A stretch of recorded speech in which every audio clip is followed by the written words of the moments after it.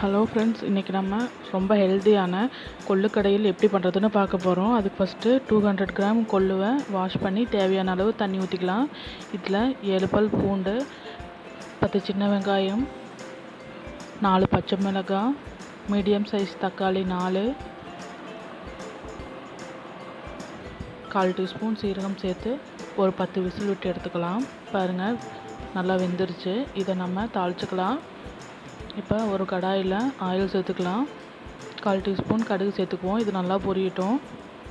பாருங்கள், பொரிஞ்சிருச்சு. இதில் 5 வரமிளகாய், 4 பல் பூண்டு, 50 கிராம் சின்ன வெங்காயம், கொஞ்சமாக கறிவேப்பிலை சேர்த்துட்டு மிக்ஸ் பண்ணிக்குவோம்.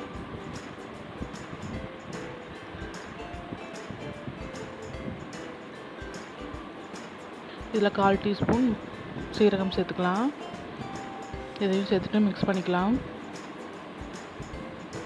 இப்போ 1/4 டீஸ்பூனுக்கும் கம்மியாக மல்லி சேர்த்துக்குவோம் வாசனைக்காக.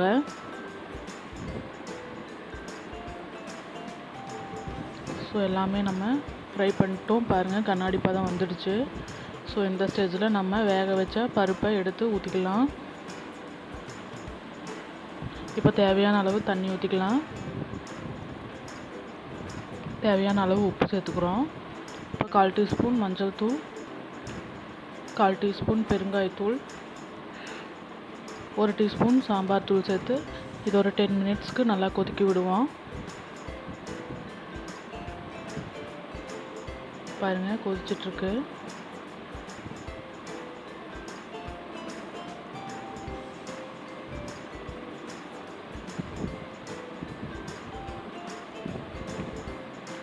அவ்வளோதாங்க. இதை நாம் அப்படியே எடுத்து ஆற வச்சுக்கலாம்.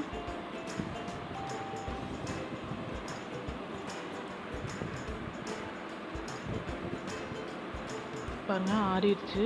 இப்போ இந்த தண்ணியை ஃபில்டர் பண்ணிவிட்டு இருக்கிற பருப்பை மட்டும் நம்ம மிக்ஸி ஜாருக்கு மாற்றிக்கலாம். பாருங்கள், தண்ணி ஃபில்டர் பண்ணிட்டோம். இதை அப்படியே நம்ம மிக்ஸி ஜாருக்கு மாற்றிக்க போகிறோம். இதை நம்ம பல்ஸ் மோட்டில் எடுத்து அரைச்சிக்கலாம். அவ்வளோதாங்க, பருப்பு ரெடி ஆயிடுச்சு. இதை நம்ம அதே தண்ணியில் போட்டு மிக்ஸ் பண்ணிக்கலாம்.